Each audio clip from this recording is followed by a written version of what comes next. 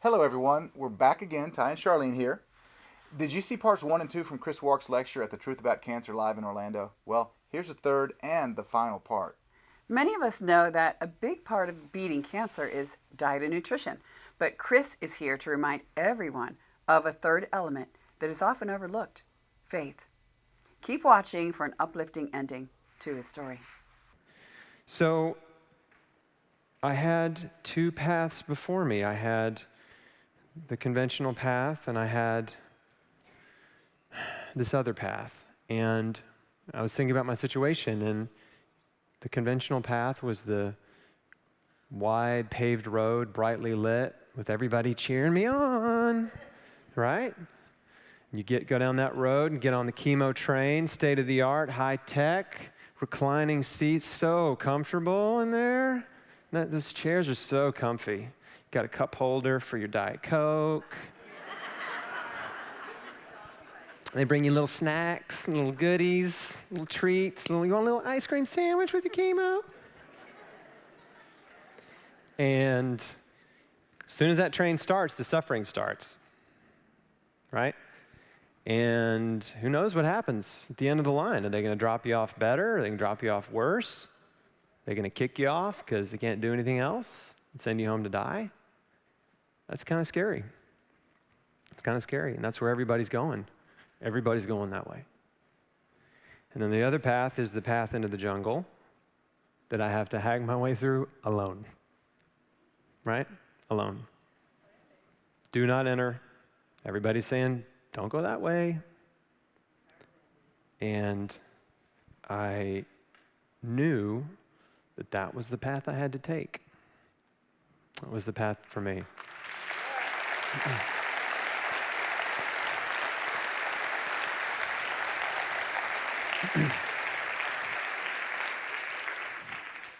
And what I found is that when you step out into the unknown, when you step out in faith, miracles happen. Okay?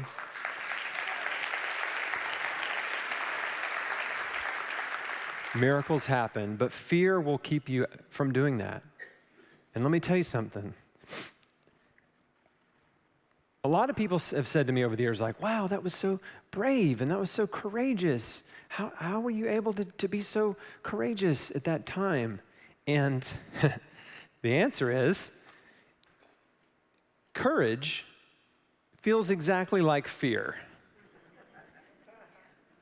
Nobody ever feels brave.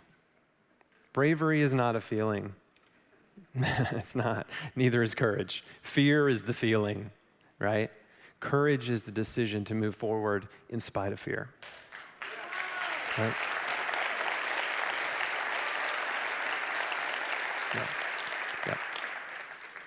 Fear is the opportunity for you to do something courageous, do something brave, to step out into the unknown, and to start your healing adventure. Okay? That's what this is. You know, if you have cancer right now, you don't look at it like a curse, right? You don't look at it like, oh, this is the worst thing in the world that happened to me. This is the best thing that's happened to you, okay? It's the best thing. It's the best thing. Some of you are like, I don't know about that. Okay, Chris. Yeah. No, I went to Disneyland. That was the best thing that's ever happened to me. But this was a blessing in disguise, because this is an opportunity for you to change your life. It's a divine tap on the shoulder. The message is, hey, the way you're living is killing you, right? It's time to change your whole life. It's time to start loving, right, like you mean it. It's time to forgive the people who've hurt you. It's time to let go of the past. I want to talk about one of the most important things that everyone in here can do right now. And I want to help you do something powerful. And I want you to leave having done something powerful. And that's forgiveness. Because bitterness and resentment will poison you. Bitterness and resentment and unforgiveness are emotions that raise your stress hormones in your body. They raise adrenaline and cortisol. And those hormones suppress your immune system. When your immune system is suppressed, guess what happens? Cancer. cancer happens. And we all have people in our life who have hurt us. We all have those people. You're thinking of them right now, right? You're thinking of them right now. Who's the person in your life that's hurt you the most? You're thinking of that person right now. Holding on to that bitterness and resentment, I love the analogy that it's like drinking poison and hoping it hurts someone else. And it won't.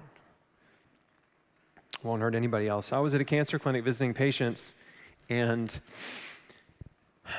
I was there for a few days, and it was a small clinic, and I talked to all the patients there except for one, and she was really sick, and she had stomach cancer, and she had never come out of her room, but her husband was there, and I was talking with him on the couch outside or near her room or whatever, and we were just talking, and then a few minutes later, after we just had finished talking, he went back to his room, and his wife was in bed, and she said, "Is Chris Wark outside our room?"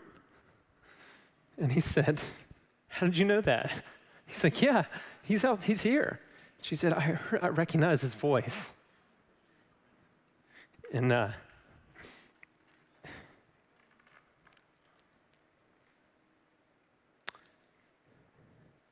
so he came out and told me, and I turned around.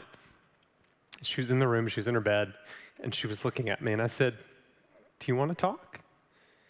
And she's like, "Yeah." So I'm trying to get through this. So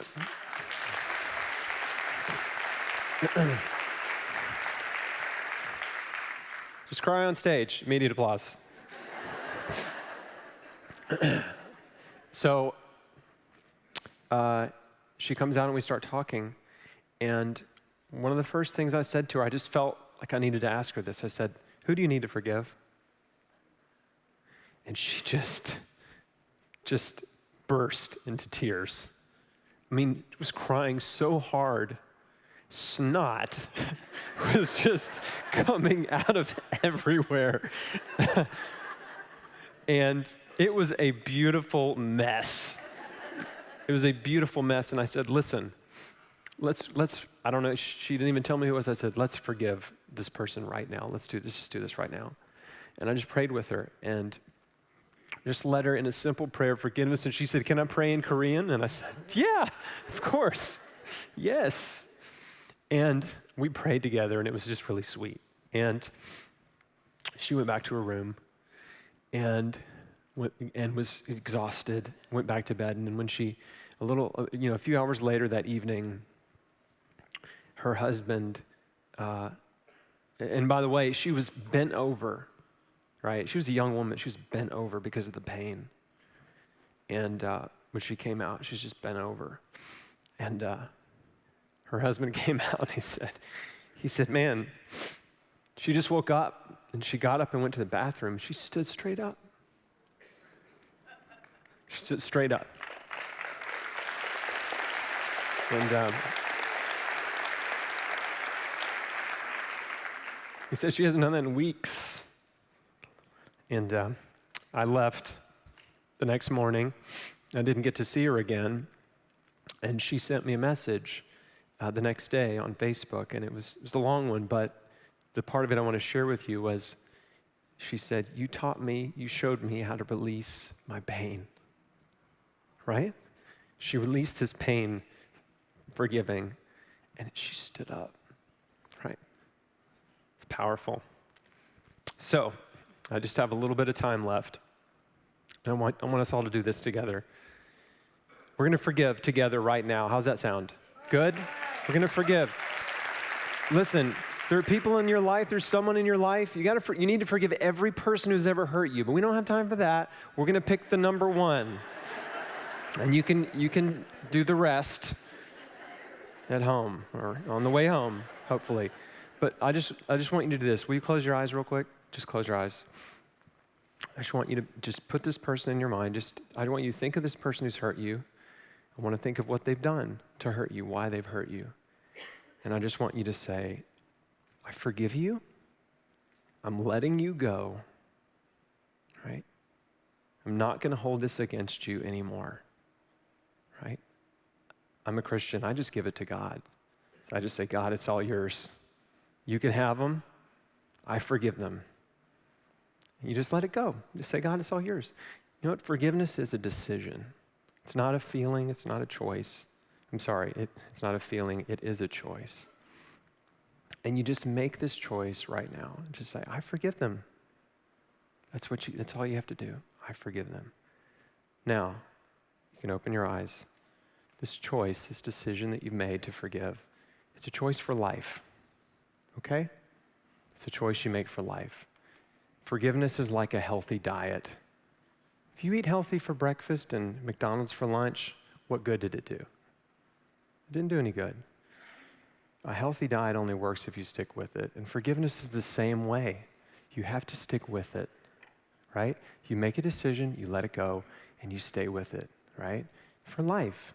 Because I promise you, letting the weight of that bitterness and resentment and unforgiveness, let it off your shoulders. Just drop it, right?